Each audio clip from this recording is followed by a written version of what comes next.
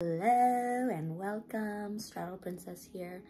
So I just finished a full day surfing session and I just got back after some dinner, and so I want to show you that I will be trying a couple of new products. One is, since I got my hair dyed and it's faded because of the ocean, I'm going to use Aveda Color Control shampoo and Aveda Color Control Conditioner. You know, I'm a huge fan of Aveda, and so I will be using these for the very first time. And I'll let you know. You guys can see the hair right now. Obviously, some of the hair has grown out. You can see my roots are already kind of coming out. And so what was originally very hot pink hair is essentially like an orangey phoenix pink hair. It's super light pink, almost like a peachy color when it's dried, and it's really nice because I was going for like a Princess Fairy pink, and so right now kind of looks like orange phoenix, which is nice. So we're just rolling with it. Of course, I did not forget that we will be finishing the rest of the Huberman Q&A because I know that I find a lot of insight from his podcasts, and so that you guys won't be incredibly bored from just seeing me use these products as I wash my hair, you guys can listen to some wonderful insights. So let's get this rolling here. I'm gonna as they're teaching it from a stance of deep knowledge. And we're going to listen to this whilst I wash my hair. So, let's get into it. Thank you guys so much for sticking by me. And analogs without further ado, let's wash this. Let's wash the ocean off of my hair. Glucagon-like peptide 1. Do you guys know the story behind GLP-1? GLP-1 was discovered in Gila monsters, those like scary looking or, you know, cool looking, depending how you look at, reptiles, and they don't need to eat very often. They eat like twice a year. And so a biologist down in South America figured out that they make a lot of something called GLP-1, glucagon-like peptide 1. Turns out humans make it too. It acts on the hypothalamus to quell hunger and reduce hunger, that is, and it acts on the gut to make the gut feel full. And now it's being used as a very successful diet drug and diabetes treatment. Oh, Christine Cruz said hello. Hello, it's been years. Seen some friends I haven't seen in a long time. Hope you're well. I used to live down in San Diego, so I have some San Diego folks in the comments. How tall am I? I'm 6'1", but I'm aware that with age I could shrink. So I actually have one of those inversion tables. And the other day I got my first spinal adjustment. I've never had that. I was dealing with a little bit of like some neck thing that I never get. And I don't know if it's safe or not, but I took the plunge and went for one of those people that cracks the neck and back, and it felt great.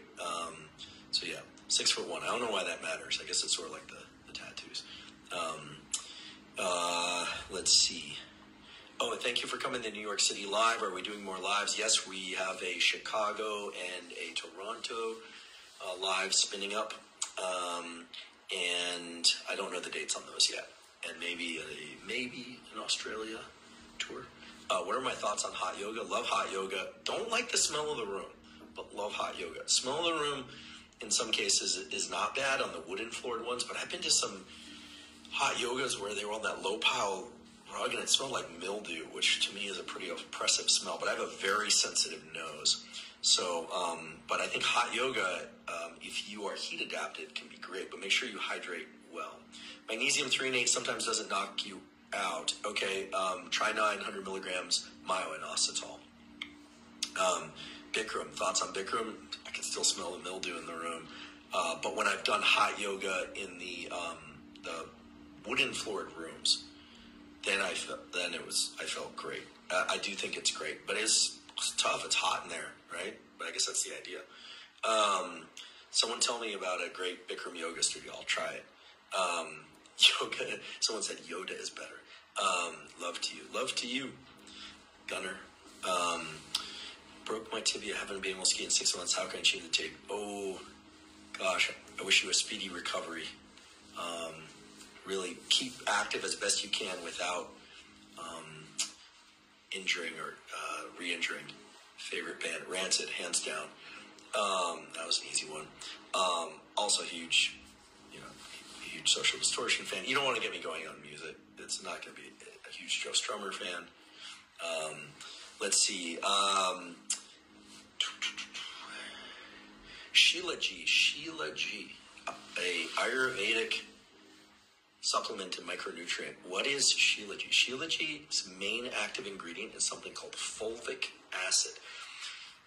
What does it do? Well, it can increase follicle-stimulating hormone, thereby sperm production in males, potentially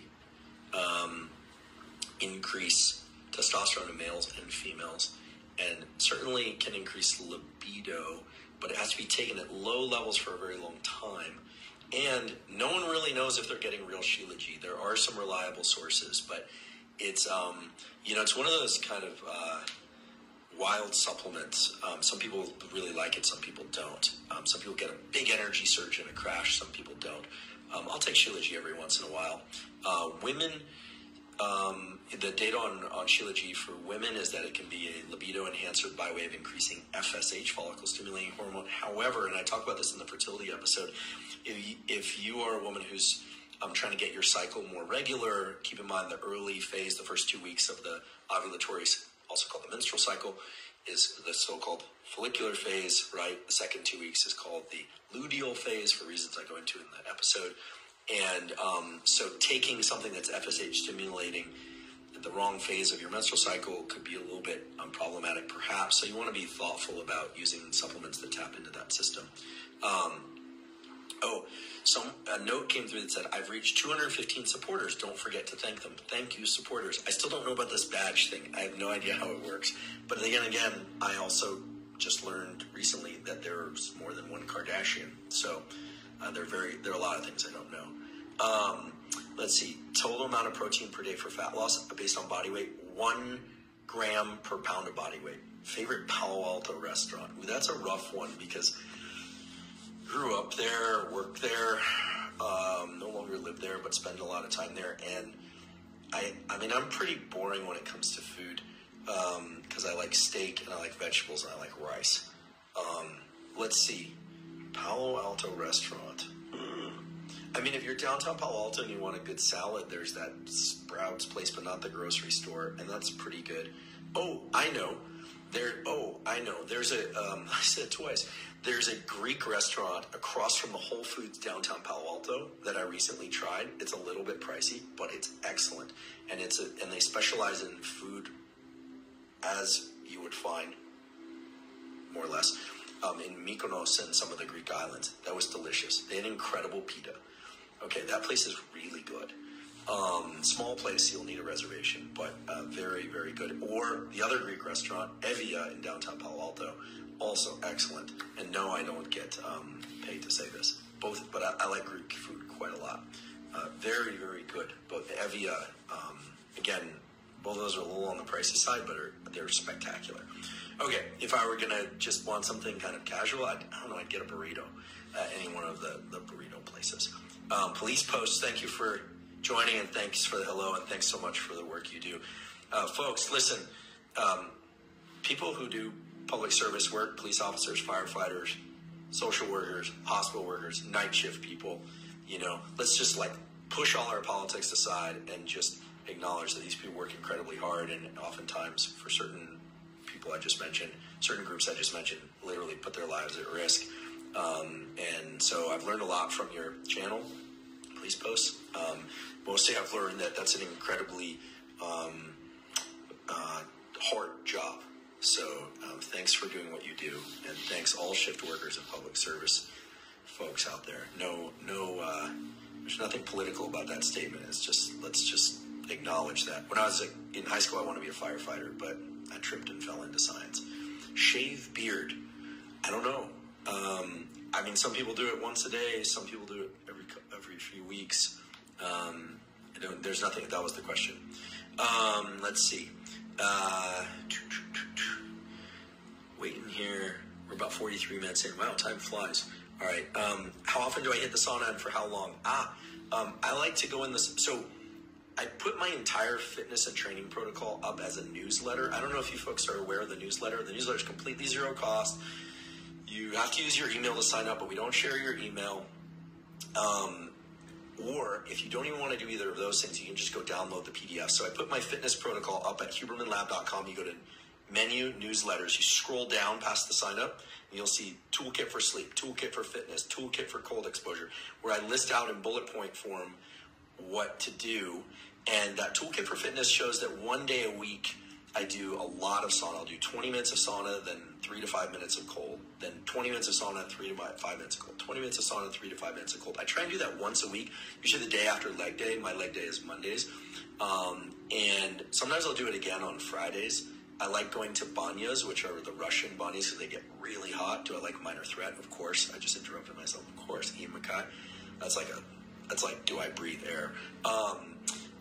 Let's see. Cam Haynes, I'm going to get to your question. Noted. Nice to see you in here, my friend.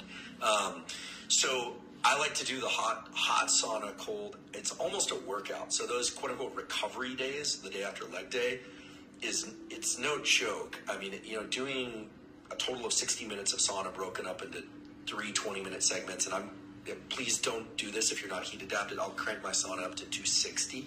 And at the Russian banyas, they are really, really hot. So work your way up. And I'm hydrating. And again, if you want to conceive children, make sure you put a cold pack in your groin, and please wear a swimsuit or something there so you don't get any cold burn, gentlemen. So the sauna is a great tool. If I were in New York, which I sometimes am, I think that the one on Wall Street, Spa 88, is fantastic.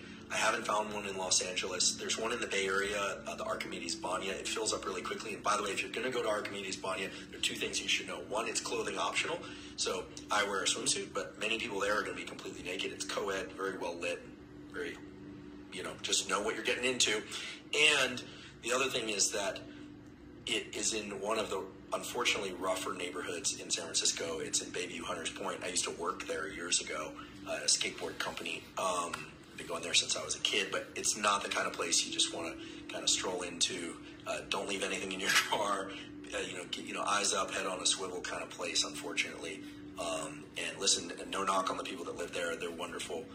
A lot of wonderful people live in Bayview. It's just been a challenge place for a number of years. Actually, the movie Spike Lee did a movie about it called The Forgotten City. He talks about it. The whole landscape was built on toxic waste. It's an interesting political story, too. Okay, Cam Haynes, the great Cameron Haynes. For those of you who don't follow his channel, you should definitely check it out. He's a well-renowned hunter. Now has a new podcast. Definitely check it out. Really interesting podcast, and the guy is an absolute beast. Runs, work full time for the city, and was running. Puts in the hours. Actually, I thought about Cam today. I do this long Sunday hike. Nothing like his hard runs, and I was thinking about it. I was listening to a book where they said, it's not practice makes perfect. It's that practice is perfect. I like that. It's very kind of a Zen statement, but it's one that really, I think, encompasses the idea that it's putting in the work. It's not, the work is part of the result. So Cam asked, is TRT, testosterone replacement therapy, a problem for men? Well, and I think, in kind of the general landscape of, well, here's what we know about testosterone. Testosterone in both males and females makes effort feel good. That's one of its primary effects on the brain, is to reduce activity in the amygdala, fear detection center, when we are in action. It biases us towards action. And of course, it can have a bunch of other effects like increased protein synthesis, recovery from exercise, muscle, libido, etc. Now, TRT has become a kind of complicated statement, or I say acronym, because the R, replacement, implies that somebody is taking it, male or female, by the way, and we'll get to the male-specific stuff in a moment, because their levels of endogenous natural testosterone are below normal, below 300 nanograms per deciliter, which is the low-end cutoff in the U.S. and most other places as well. However, many men and some women are taking TRT So they're doing what I would call TAT, which is testosterone augmentation therapy, to bring testosterone into the upper high range of normal. And this is something that's starting to become a general theme that extends well beyond the conversation about testosterone replacement or testosterone, which is, the ranges on these hormones are enormous, right? 300 nanograms per deciliter all the way up to 900 nanograms or maybe even 1200 nanograms per deciliter for testosterone in men. And in women, believe it or not, there's more testosterone than estrogen naturally. That's a true statement. So what most people are now thinking of is what is required behaviorally, nutritionally, supplementation-wise, and perhaps through the administration of exogenous testosterone or some other hormone to bring people into the high end of normal. So I think looking at, instead of thinking, you have to be below the low end cutoff, maybe the goal should be in the high end of normal, right? Okay, so people who take TRT, men just know, because now guys are taking it younger and younger, just know that, of course, there are the side effects if you go too high in dose, oily skin, loss of hair, etc. But if you're going to conceive children and you want to conceive children, then you're going to need to consider offsetting the fact that taking TRT will reduce your own natural endogenous testosterone production and will reduce your FSH production. And in the fertility episode, I pointed out that FSH is what stimulates something called the androgen binding protein, which responds to testosterone, which leads to sperm production. In other words, if you take TRT, you're going to reduce your sperm production. However, you can offset that and maintain some sperm production by taking HCG, human chorionic gonadotropin. You're going to need a prescription for that. There are a lot of clinics. I would say the two that are kind of most prominent here on Instagram are Marek Health, M-A-R-A-K. And I don't have any affiliation with them, although I know them and like them. And then the others would be Kyle Gillette, MD, who's been on my podcast twice, and we did a podcast all about hormone optimization in males. TRT can affect females, definitely. A lot of women are now supplementing low levels of testosterone. But again, get behaviors right. Includes nutrition, right? I always say the big five. So sleep, get it right. Nutrition, get it right for you. Exercise, get it right. Resistance and cardiovascular training. Social connection, some sort of stress mitigation. Supplements like Tonga Ali and Fedogia can help if you don't want to do full-blown TRT. There's also a shift now towards some people, men taking clomiphene, although it's not clear that's a good, which can offset some of the fertility reducing effects of testosterone therapy, but I don't know that it's good to do clomiphene long-term. Okay, so please check out the episode we did on male hormone optimization. Now, in terms of, if you're interested in that, and we had one on female hormone optimization with Dr. Sarah Gottfried. Now, there are, to answer your question, Cam, finally, sorry, just had to make sure I get some backgrounds. Yes, I mean, I think we are in a serious, there's some data actually just out of Stanford recently that indeed sperm counts and testosterone levels have been dropping pretty steadily for the last 30 years. This is work from Dr. David Eisenberg's lab in urology at Stanford. But they also published a result recently that turns out that erect penis sizes have increased by 25% in the last 30 years. So there seems to be some asymmetry. And I say this, I'm going to do a whole series on sexual health and reproductive health and on hormones soon. And, these are fascinating data. I think people should, here's an important point too. If people are trying to quote unquote balance their hormones, males or females, if you're carrying excessive body fat, you're better off lowering your caloric intake relative to your output and reducing that body fat to get your insulin sensitivity right and get testosterone and estrogen in a better place. If you are relatively lean, you don't want to undereat too much because that will reduce your testosterone. And by the way, for people, especially males, typically men get worked up about this.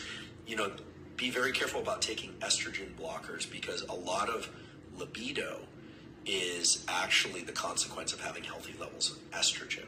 The numbers you're looking for, according to Dr. Peter Attia, is about 2% of your total testosterone is what you want your free testosterone to be. So free testosterone should be 2% of your total testosterone. And shoot for high end of normal using behaviors, supplementation, and if you need it, TAT, which I would call it testosterone augmentation, or TRT, replacement therapy. What the socio-biological consequences are of men taking TRT is kind of interesting, because if it's a hormone that can make effort feel good, I mean, that you're really talking about something that's changing the brain, and indeed, it makes you think differently about challenge. And we are in a very interesting time. Who knows, Cam, maybe we should sit down and talk about it on your podcast. Again, subscribe to your podcast. I'm a big fan. Let's talk about breathing. Okay, well, that was the quickest shower I've ever taken, because it is freezing out there. Anyways, I've got to say, this product is not bad. It smells so different from what I'm used to, but I like it. And I think I didn't see any color wash out, which means it works. Anyways, I believe I have washed my hair once, twice, 3 times. 1, 2, 3. Yeah, I've washed my hair 3 times, or more or less. And this is my 4th time washing. The first time I washed it, well, the first time I got it dyed, it was very, very, very, very hot pink. Obviously now it's faded, so now we're gonna keep this color and we're gonna keep using this. So stick with me as we just progress with my hair journey and see how this goes. To be honest, I was actually scared that I wouldn't be growing my hair, because part of having lupus means that I just thought I wouldn't grow my hair back, but obviously I am growing, so it is good that I'm still growing the hair. And happy to, honestly, I'm liking this like Phoenix fiery orange pink hair. It's kind of nice. I can get used to it. Anyways, thank you so much for tuning in with me. I like this, and we're gonna keep using this until we're done with this hair. What do you guys think I should dye my hair next? I've gotten like super, super dark blue. So let me know. But this is the first time that I've dyed my hair, and I've got to say, I really like it. I really like my dyed hair. And I didn't think I would. I actually thought, I promised myself that I wouldn't dye my hair, but now that like back when I was like 13 years old, but now that I have dyed my hair, I like it and I'm embracing it. What do you guys think I should dye my hair next? What color do you think I should dye my hair next? Let me know in the comments. And see you guys next time. Love you. Bye.